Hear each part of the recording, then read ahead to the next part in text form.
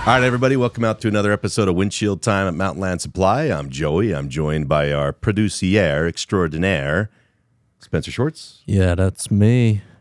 Maybe 5 more words. 5 words. Crap. That's 3 Okay. already.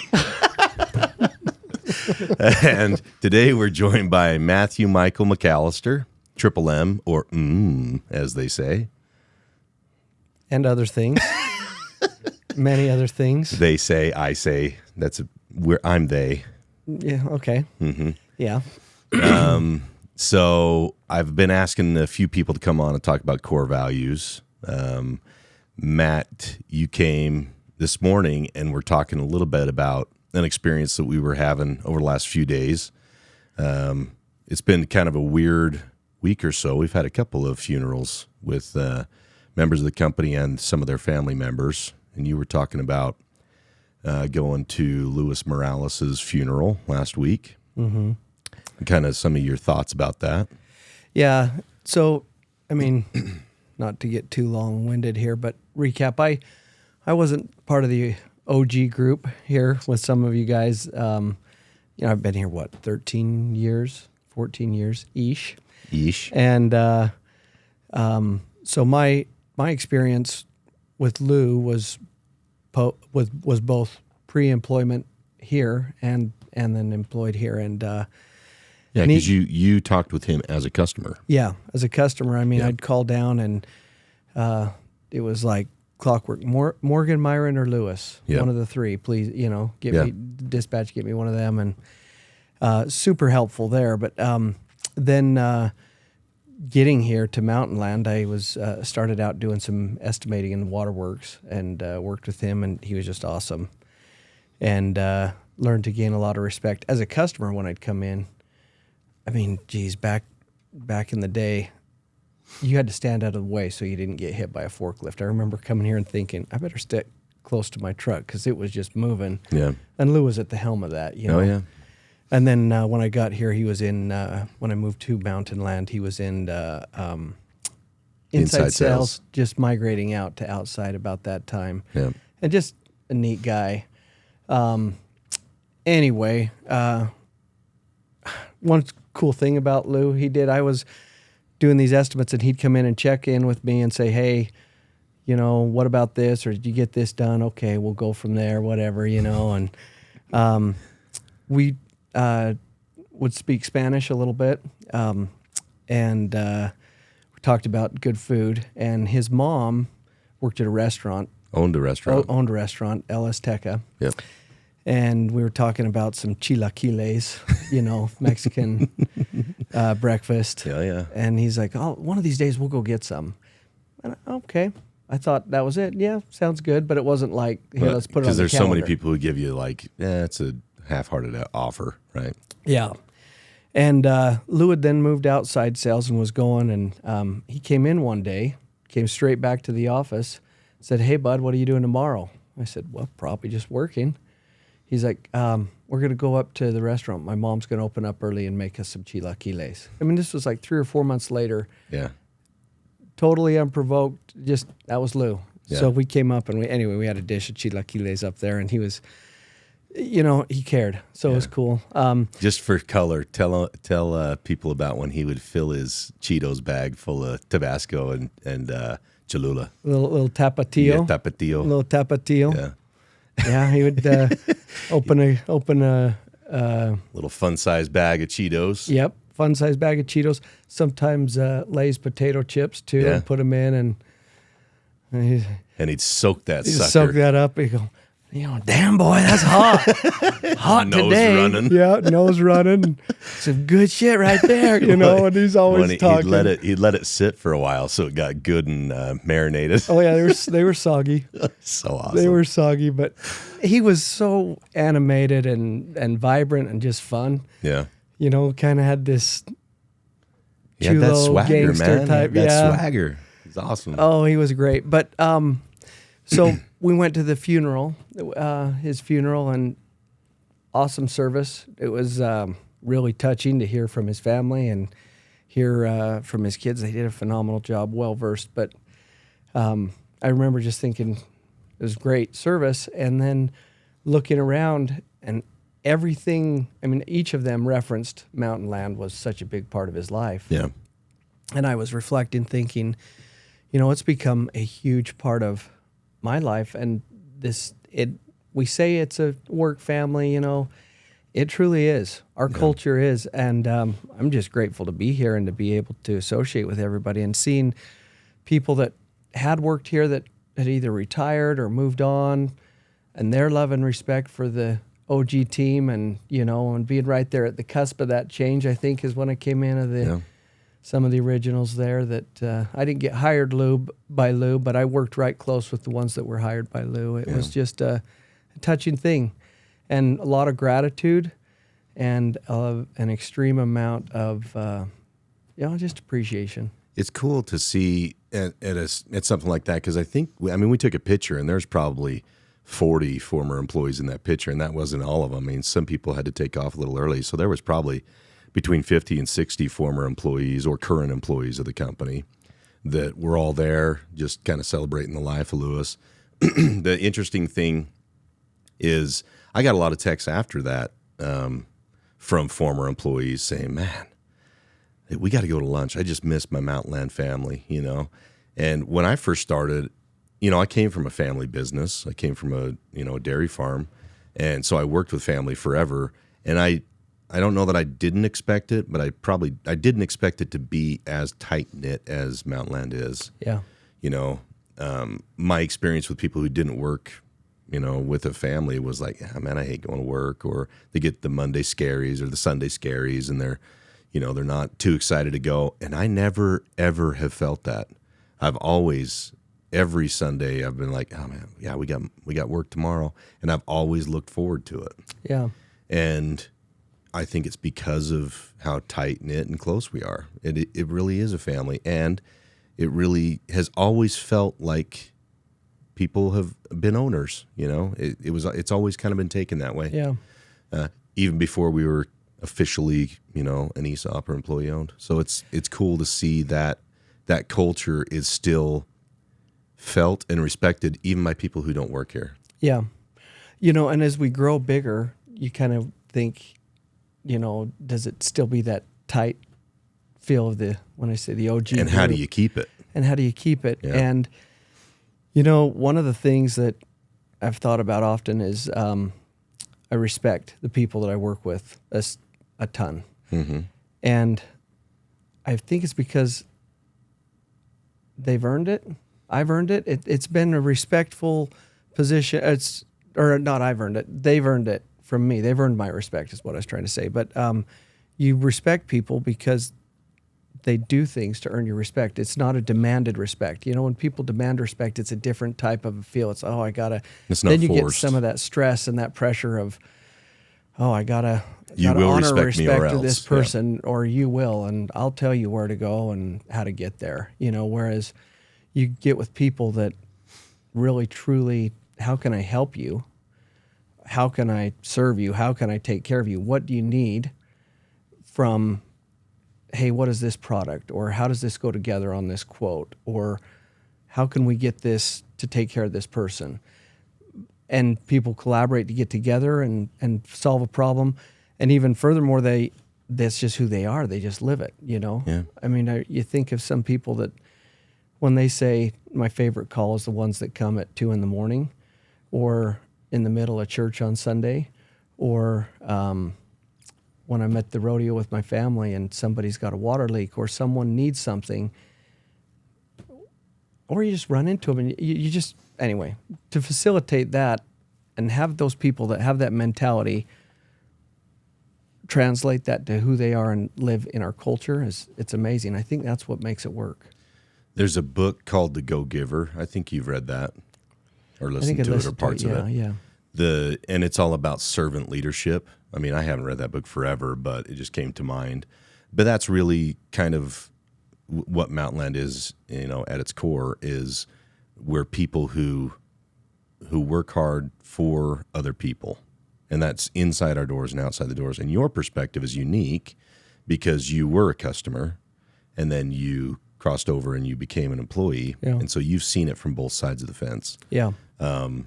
So maybe talk about, what was attractive to you about Mountainland when you were a customer, and then what kind of drove you to say, maybe I'd take an opportunity over there if it was available.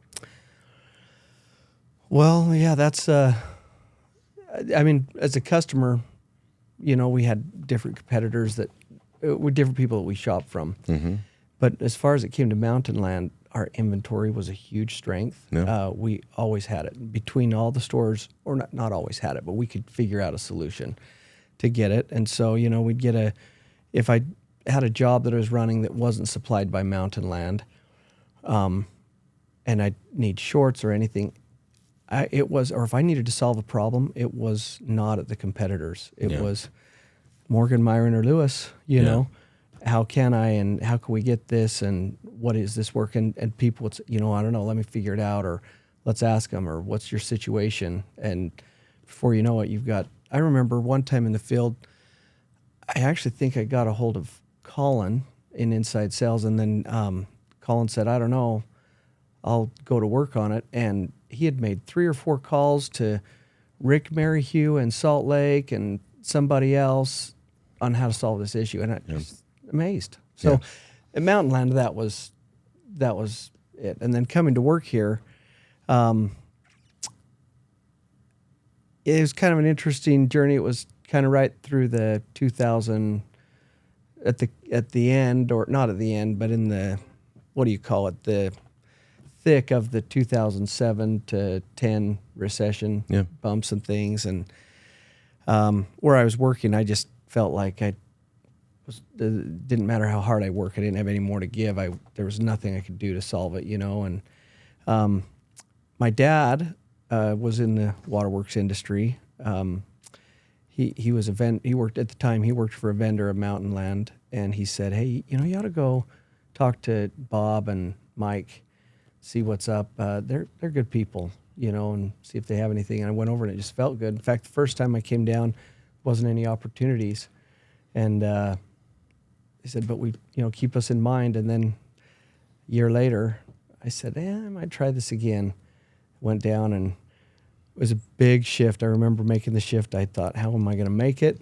And man, the best jump ever. Just the people, the friends, the association, the knowledge, the coming to work and never feeling like, I got to go to work today, but going and saying, here we go. What's up today? Yeah. So a few years ago, we went through the process of building out what our core values are. Got in a room, and everybody just said, who are our best employees and what are their attributes and characteristics that make them the best of the best. And you're among those. Well, thank you. You're welcome. So you would be one of the people that we looked at and we're like, what makes Matt special? This guy, has a commitment like none other. If you give him a job, he stays committed to it, shows compassion for people. He collaborates and works across the aisle with people very easily without being forced to. You talk about Colin, calling up Rick Merrihew, and I'm sure he asked, people like Lewis or Walter Acobia, he went to those resources and collaborated without even thinking about it because you, as his customer, needed something. Yeah. And that's been bred in our culture. It's not like, well, it's not in front of me and I don't have any pamphlets on it, so go find somebody else. That's never been who Mountainland is. We collaborate so that we can present a solution to those who are putting food on our table, the customers. So which of those core values kind of is speaking to you today? Oh, they're all great. And you think about it, and I don't know that, it's nice of you to say you exemplify them. Exemplify them. But I don't know that I do totally. I don't think we're perfect at them, but I think what's fun is when it's just in your core, And I don't know, there's so many things that we could go on, but I think the one that's coming to mind today is probably optimism. Sometimes it's easy to look at the glass as half empty rather than half full. But man, when you can't solve a problem, that it'll attack the optimism side of things, And man, when you just dig deep and keep going and try to figure it out, be optimistic about it. Sometimes you can come to those solutions. And when you have a relationship with someone or someone truly respects you or cares for you, man, you want to do it. You want to help them. Yeah. So the interesting thing about optimism is when we first created that core value, we called it positivity. That person is positive and, they bring positivity to the workplace. And, through the course of time, we changed that to optimism. And to me, it was a big change, an important change, because positivity seems to me like it's a state of mind and it's fleeting, because nobody can stay positive all the time. Nobody's up all the time.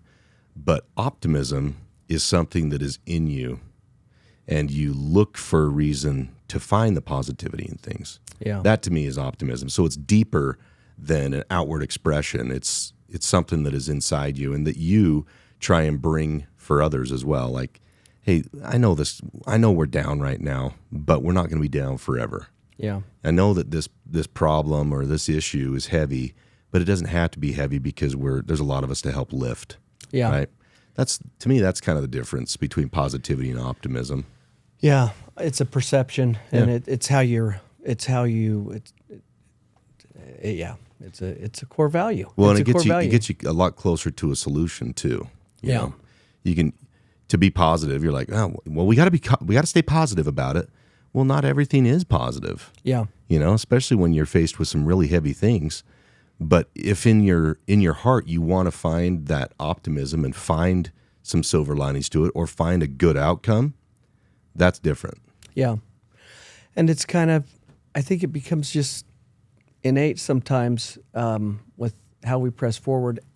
And, I think, so how do you instill that or teach optimism or cultivate it if someone doesn't, maybe possess that core value or have that personality trait, whatnot?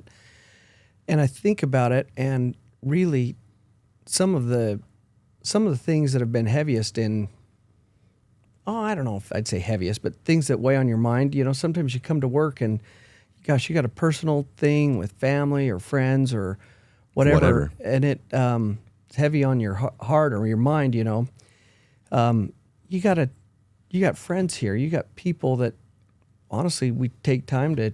They care about you.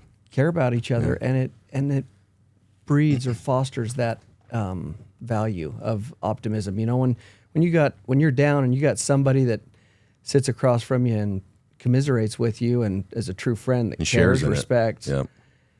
It's a lot easier to look at those glasses half full. I was just thinking about this. You and I have had a lot of opportunities to travel together through our positions at the company. You've helped for a long time in the marketing department. Now you're director of special operation or special projects. And so you get in the operations side of it too. But as we go on those trips, this as well as I do, you're the fix-it guy. I was thinking about the trip when all those flights went wrong in the airport. You remember that one around COVID? Mm-hmm. And everybody was kind of panicking. It was very stressful travel time anyway during COVID because everybody was just panicked about, number one, leaving the country or even going to an airport. So everybody was high stressed anyway. Yeah. And so when they have someone like you who's there, everybody else gets to relax. And I know that's not always fun for you because you get to take on that stress and that burden. But there's a reason why people feel comfortable with you doing that is because you maintain that optimism throughout. It's like, you know what, guys, we'll figure this out. It's not a big deal. Yeah. Well, I love to solve problems. That's one of the things that makes me tick, or figure something out. What's the problem? Let me figure it out. Yeah. Let's solve this. So be it travel, whatever. Travel is just a really stressful one for a lot of people. Yeah. Yeah. And it's a scenario we can, in this instance we can relate to, but you can just dig in and, hey, what are you going to do? You can't control the fact that plane had a sensor that went out and that there's 80 people that are now having to find different flights to get, to where we're going. Yeah. But let's go. What are we going to do? We can turn around and go home, or we can go figure it out. Yeah. Let's go figure it out. And when the line wasn't moving and people weren't figured out, let's go. Why isn't it moving? We'll create our own line. And what's going on? And because rules are for other people, not Matt McAllister. No, but if it's not moving, I want to understand why it's not moving and how can we help? How can we help it move? And talk to, collaborate, pull on different resources. And you know what, I think optimism for me has helped me in those situations when you're solving a problem, because you can run into a handful of obstacles, and just, you might get to the front of the line and boom, something else, or boom, something else, just obstacle after obstacle. And it can wear you down, and it can break you down. And there's sometimes where you just think, I just can't get a break. In fact, we joke around, if it's meant to be, it'll happen to me. And maybe it's testing that optimistic approach of who's gonna crack me, but let's just keep going. And sometimes it's a little overwhelming, but with good people and good relationships, and when you appreciate and respect the people that are around you, it's really easy to say, let's just keep going. Let's just dig in. We'll find another way when you get this done. And it's fun. There's a reason why Lewis and Jose Reyes call you Mighty Mouse, because you hit it with a different type of energy. It's when you could just watch you when a problem or an issue comes up. It's like, let's just sit back and watch what McAllister does here, and it's an unrivaled energy. So I don't know. It's easy for people just to sit back and let you do it. Well, because you hit it with that. It's like, man, you know what? No matter what, it'll be okay because I got Matt here with me. It takes all types. It takes somebody to go a little Mighty Mouse on it, and it takes others to kind of say, hey, we got to calm that boy down. We got to reel him in. And we'll let you go a little while before we do that, though. It's time. There's time and place for everything. But again, it's, just it comes back to the people that you respect and esteem. Creates a good environment to get after it. So one thing that we've asked people is if you could talk to somebody who just started at Mountainland today, and they're faced with a choice of whether to stay here or to pursue another opportunity, what do you tell that person? So what would you tell a new person at Mountainland if you could talk to them today? Geez, well, I mean, because you went through it. Yeah, I guess the thing I'd say is, decisions and what you got to do what's best for you and your interest. You're saying like if someone was considering leaving or something, sure, or just wondering if this is the right place for them. Oh yeah, okay. I get what you're asking now. I think I would just say, well, number one, you got to do what works for you, but number two, I would just share with them, kind of what I've shared, in our conversation today is made the switch, and it was a little scary at first, but it was a great ride, and give it time, get to know people. You will only get out of this what you put into it. So as you dig deep and put into it, and if people exercise those values, those core values that we talk about, and I just don't see how they can't feel part of the movement and enjoy it, And if they don't, then I would say, hey, yeah, go. You got to do what works for you, Yeah, this company isn't a one-size-fits-all. It's not for everybody. Yeah.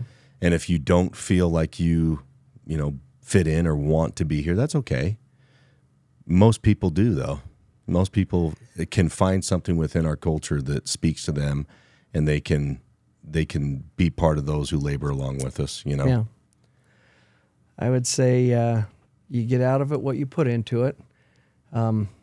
If the glass is half empty when you come in, it's probably not gonna change. But if it looks half full, then it'll never be empty. There's that optimism. Let's go. Yeah. Let's go. Let's go. Let's get after it. I love it, bud. You got anything else you want to say? Any parting shots?